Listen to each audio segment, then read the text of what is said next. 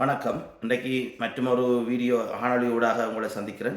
இன்றைக்கு உலகம் எப்படி எந்த பாதையில் நகரப்போகுது என்ற சம்பந்தமாக பேசலாம் நினைக்கிறேன். அதாவது சமத்துவம் என்றால் ஈக்குவாலிட்டி, ஸ்டெபிலிட்டி, ஆரோக்கியம், ஹெல்த்தி, ஒரு பேலன்ஸ் லைஃப், இப்படி இப்படி சொற்பதங்கள் எல்லா மொழிகள்லேயும் இருக்குது. சமத்துவம் என்றால் சீர் என்றால் சீரான வாழ்க்கை, ஒரு ஒரு பேலன்ஸ் லைஃப்.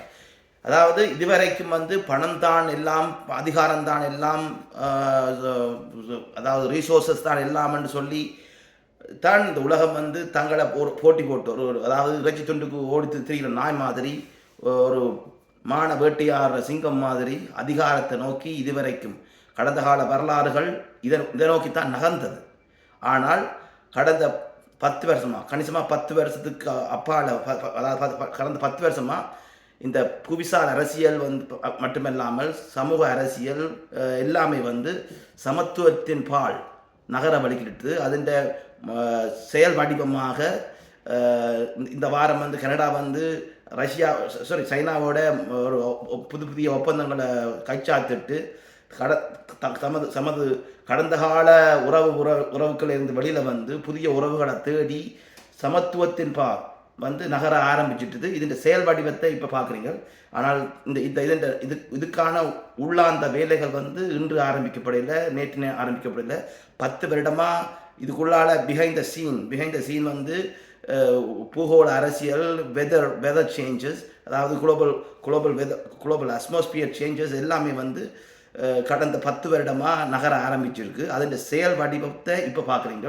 பொருளாதார சிக்கல்கள், அதாவது நாடுகளுக்கான உறவுகளில் இருக்கிற ஒரு முருகல் நிலைகள், ஒரு ஹோம் சிச்சுவேஷன் எல்லாத்துக்கும் காரணம் பூகோள அரசியல் சமத்துவத்தின் பால் நகர ஆரம்பிச்சிட்ருக்கு. இதன் வெளிப்பாடாக ஒரு அரசியல் வெளிப்பாடு, அதாவது பல வெளிப்பாடுகளை நீங்கள் பார்க்கலாம். உலக வெதர் மாறுறதை பார்க்குறீங்க. இப்படி அதாவது ஆர்டிக் வட்டத்துக்குள்ள இருக்கிற சுனோக்கள் மெல்ட் பண்ணுறதால கிரீன்லேண்டில் ஆசைப்படுற அமெரிக்கா, இப்படியான பல பல பல மாற்றங்களை நீங்கள் உணர முடியும். அதாவது சமத்துவத்தின் பாலான அணுகுமுறை மாற்றத்துக்கு இதுவரைக்கும் பணம் படைத்தவன் பெரியவனாகவும், பணம் இல்லாதவன் சிறியவனாகவும், அதிகாரம் படைத்தவன் அணுவாயுத வல்லரசுகளை அணுவாயுதங்களை வச்சிருக்கிறவன் ஒரு அரக்கனாகவும், ஒரு பேராதிக்கவாதியாகவும், ஒரு வல்லாதிக்கவாதியாகவும், ஒரு டொமினேஷன் மைண்ட் செட்டோடு அணுகின உலக அரசியல் இனி சமத்துவத்தின் பால் நகர்றதுக்கான முழு வாய்ப்பும் வந்திருக்கு. இனி இந்த பணத்தால் எல்லாத்தையும் கட்டி ஆளலாம்ன்ற சிந்தனைவாதம் கொஞ்சம் கொஞ்சம் மெல்ல மெல்ல சரியும். கீழே இருக்க அடித்தட்டு மக்கள் கொஞ்சம் கொஞ்சம் மெதுவாக வரப்போகிறது. அதாவது ஒரு தராசு சமனா நிற்கிறதுக்கான சூழல் உருவாக வலிக்கிட்டு. இது உடனே ஒரு நொடி பொழிலில் உருவாகுதில்லை. இது படிப்படியான மாற்றம்.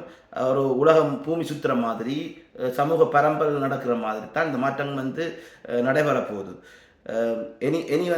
அதாவது இந்த சமத்துவம் இதுவரைக்கும் அந்த சமத்துவமாக இருந்ததா இல்லையா என்ற கேள்வி எழும். அதாவது இதுவரைக்கும் சமத்துவமாக இங்கே சமூக அரசியலோ சரி, ஒரு குடும்ப அரசியலோ சரி, அல்லது பல்லின சமூக அரசியலாக இருக்கலாம், ஒரு சர்வசாதாரண ஒரு குழு அரசியலாக இருக்கலாம், அல்லது கட்சி அரசியலாக இருக்கலாம், ஒரு மாநில அரசியலாக இருக்கலாம், சமனாக இருந்ததில்லை.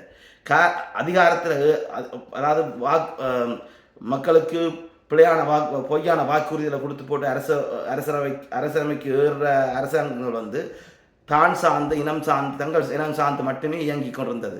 ஆனால் இனிமேல் அப்படி இல்லை. இங்கே எல்லாத்தையும் பேலன்ஸ் பண்ண வேண்டிய தேவை இருக்குது. அதாவது இயற்கையும் செயற்கையும் பேலன்ஸ் பண்ண வேண்டி இருக்குது. அடித்தட்டு மக்களும் பணக்கார வர்க்கங்களும் பேலன்ஸ் பண்ண வேண்டி இருக்குது.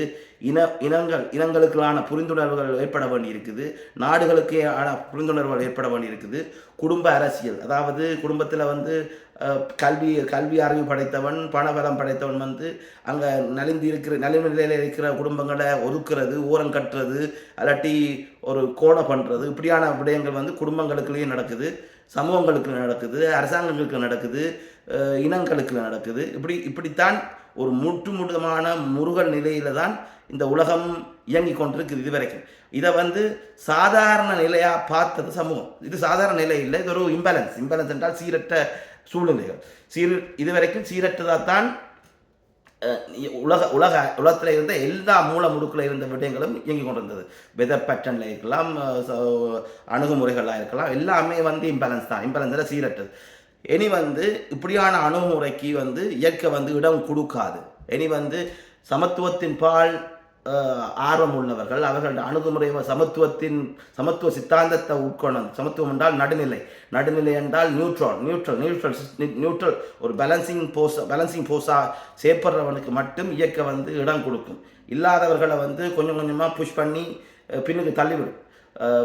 டொமினேஷன் மைண்ட் செட், அதாவது அதிகாரத்தை தங்களுக்குள்ள வச்சுக்கணும், ரீசோர்ஸை தங்களுக்குள்ள வச்சிருக்க வேணும், அதாவது பணக்கார நாடுகளை கைக்குள்ளே போடணும், ஒரு நலிய நாடுகளை வந்து அடக்குமுறை பண்ணி ஆம்போஸுக்கு அடிமைப்படுத்துறது, அதாவது அவர்களை வறுமைக்குள்ளேயே சிக்க வச்சு திசை திருப்புறது, இப்படியான இந்த குழப்ப அரசியல் எல்லாம் வந்து கொஞ்சம் கொஞ்சமாக மெல்ட் ஆக போகுது.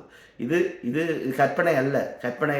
இப்போ 20 வருஷத்துக்கு முன்னும் இதை சொல்லும்போது கற்பனையாக இருக்கலாம், 10 வருஷத்துக்கு முன்னும் சொல்லும்போது கற்பனையாக இருக்கலாம். ஆனால் இனி இது கற்பனை இல்லை, இது வந்து நிஜம். இனிமேல் உங்கள் கண்ணுக்கு முன்னால் ஒவ்வொரு நொடி பொழுதும் இதை பார்க்க போகிறீங்க. அதன் செயற்பாட்டு வரைவு ஆல்ரெடி திட்டாச்சு. இதன் அடிப்படையில் வந்து இந்த ஒரு பூ பூக்குற மாதிரி, ஒரு மரத்தில் பூ பூக்குற மாதிரி, காய் காய்க்கிற மாதிரி மாற்றங்கள் ஒன்றாக நடக்க போகுது. ஒரே தரத்தில் காய்க்கிறது இல்லை, அது படிப்படி முறை.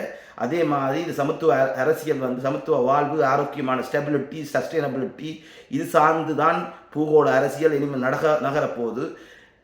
இந்த இனியும் உங்களோட மைண்ட் செட்டில் பணக்காரனாக வந்தால், சொத்து சேர்த்தால், அல்லது ஜுவல்லரிகளை சேர்த்தால் நாங்கள் சமூகத்தில் ஒரு மதிப்பு மிக்கவர்களாகவும் கௌரவம் மிக்கவர்களாகவும் வாழுவோம் என்ற ஒரு சித்தாந்தம் வந்து இனி வந்து இங்கே எடுபடாது.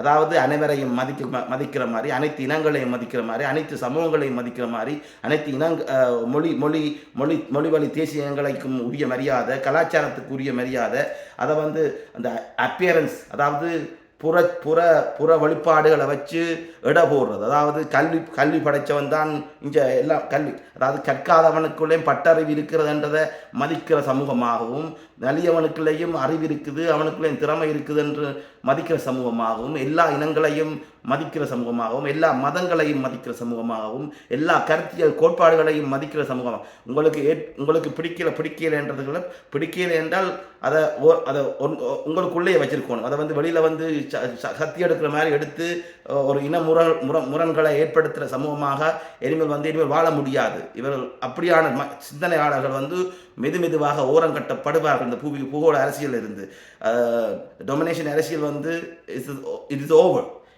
இனி சமத்துவத்தின் பாலான அணுகுமுறைகள் மெதுவாக வெளிச்சத்துக்கு வரப்போகுது. இதை நீங்களும் பார்க்க போறீங்க. இப்போ இனிமேல் வந்து சமத்துவ அரசியல் தான் இனி நிலைக்கும். அதாவது எந்த நாடாகவும் இருக்கலாம். இது முன்னோடியாக கனடா செயற்பட போகுது. அதாவது சமத்துவ அரசியலை